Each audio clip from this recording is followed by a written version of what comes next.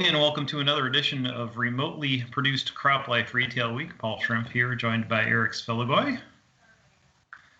Hello, everybody. Yeah, say hello, Eric. What am I, your parrot now?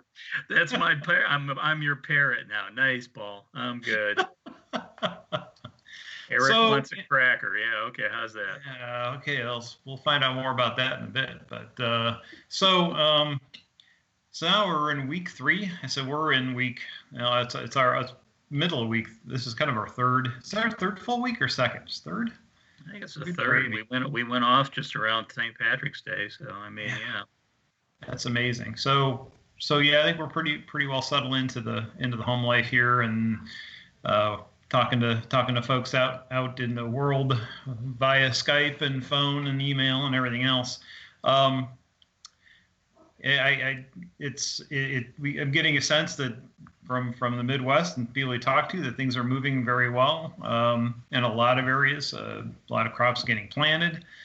We just had a spectacular storm roll through Northeast Ohio yesterday, and it touched a number of other folks as well. But so maybe some rain slows things down a bit. But it's been moving at pace. Yeah, I know. And I know row crops seem to be doing just fine, Paul. Although I did run across an article, not really our market per se, but I guess in Florida there was an article talking about all the zucchini and squash and tomatoes that were just sitting in the fields rotting because without the schools in session and without tourism and other such places, other such businesses, restaurants open, that there's no market for those vegetables at this point. So, yeah, of course, seeing milk dumping, things like that with just and it's just I mean, hopefully this points to the problem we have with processors and suppliers in the marketplace versus what the actual reality is in the field. I mean, even us in the city, I mean, we're getting limited to 1 to 2 gallons per trip as we're going through this, isolate and stay in place as much as you can and only shop when necessary. And it sure makes it seem like there's a shortage, and we know for sure that there's not. And it's just a shame that it has to come to this. Maybe it'll start a communication once this thing kind of subsides as to how we make that process work better. Yeah. Well, in the meantime, I know we talked a little bit about it last week regarding ethanol and all the problems that marketplace is having. I ran across an article this morning talking about how ethanol prices are dropped about 37% since the middle of March, and at this point, approximately half of the production capacity has been idled. So things are not looking any better for ethanol than they were a week ago when we spoke. Yeah, as we said, the global machinery is trying to get the U.S. into some kind of agreement to bring production down between Saudi Arabia and Russia, and with the nationalist feeling in Washington, D.C. right now and in many parts of the country, you wonder if that's just another standoff that we're going to have to be dealing with, and whether there's going to be any appetite to deal with ethanol in a political way, or they're just going to let the market forces kind of roll and have a lot of unpleasant things happen. I don't know. Yeah, well, what's interesting, though, is even with this crash in ethanol and the market for that, the numbers I'm seeing from USDA are indicating that corn planting will be at, up about 8% from 2019 this year, about 97 million acres of corn expected to be planted. So there's enthusiasm, at least among the grower community, for corn in the field. Yeah, yep. Usually it takes a good bit to get people off the corn bandwagon.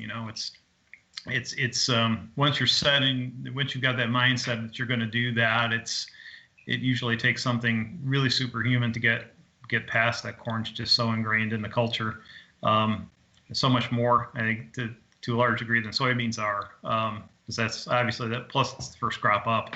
If that's what you're planning to do, then you've banked on it, and nothing short of a major shift is going to make you change your mind. Yeah, well, and again, I know that like some people in years past, when corn hasn't been hot, they've looked to go to soybeans in the marketplace. But I was reading a report that was talking about exports of soybean in February And the final numbers were pretty low. It was like 2.76 million tons of soybean exported out of the U.S., which was like one of the all-time lows. And they're anticipating, the March numbers aren't out yet, but they're anticipating the numbers won't look any better. So I guess, folks, if in the past you'd move from corn to soybean expecting a little better market conditions, doesn't seem like that's going to be the case here in 2020 either. Yep, that's for sure. So I think you had a couple other bits of news you wanted to discuss. Yeah, a couple other things. Let's see. One thing, note of congratulations. The folks at the Farwest Agribusiness Association have named a new executive director. That's going to be Margaret Jensen. She's going to be starting on April 15th, so just about midway between when this video comes out and next Wednesday. Ms. Jensen comes over from Ag One Source, a company we know pretty well. That's where she was working as a recruiter. So, but now she'll be taking over the Farwest Agribusiness Association. So congratulations to her. Absolutely. Yeah, we know Mark Washington and his folks really well. So congratulations to her.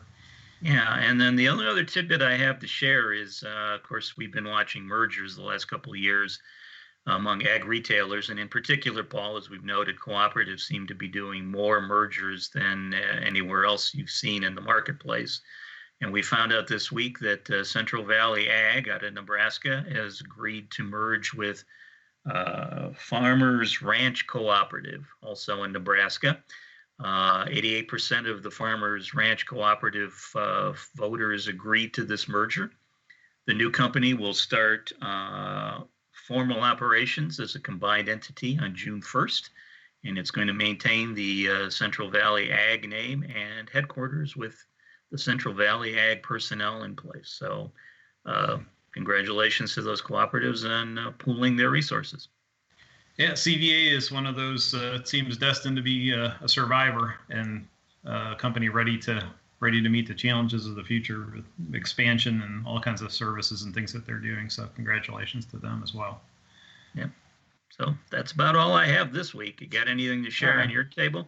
Other than my parrot, who's sitting with me because I actually have, this is actually the parrot's room, even though it's the living room. It is a parrot's room. I don't know what he just did there, but we've had Sammy for about 8 years, and he's a good little muse. He sits on the computer quite often and just, kind of relaxes, chills out, and helps me write and get things done when I'm here at the home office. But he's no box boy, but Sammy is a good friend. So yeah, get up there, you. Okay. So yeah. Otherwise, like I said, I think it's amazing to see what everyone's doing to kind of get through this time and endure. I think Ohio's been very fortunate. We've had great leadership, and hopefully we're stemming the tide of everything that's going on here. Trying to stay home, do the best we can to get back to normal as fast as possible, whenever that happens to be. But and we're getting antsy too. I mean, 3 weeks. Heck, I don't think you were in the office in January, sir. And I know you really like to get out and see people, and I do too. And we can't wait to get back out and find out what y'all are doing, how we recover from this whole COVID thing from a business perspective. So really, we are very much looking forward to getting moving. But until then, we'll keep on keeping on here from the home fires, so to speak. Yep. Very good, Paul. Yeah, like I say, I miss all my friends out in the marketplace. It's fun talking to you guys on Skype or over the telephone, but it's not quite the same as getting together over a cup of coffee or having a lunch together. So, yeah, absolutely. Well, that's it for this edition of CropLife Retail Week. We appreciate you joining us. Hang in there, and we will see you next week. Bye, Sammy. If you have questions or comments about today's episode of Retail Week, contact us by email or Twitter, or type your message in the comment section below. Your feedback is important to us. We'll try our best to address your thoughts in next week's episode. And be sure to subscribe to our YouTube channel.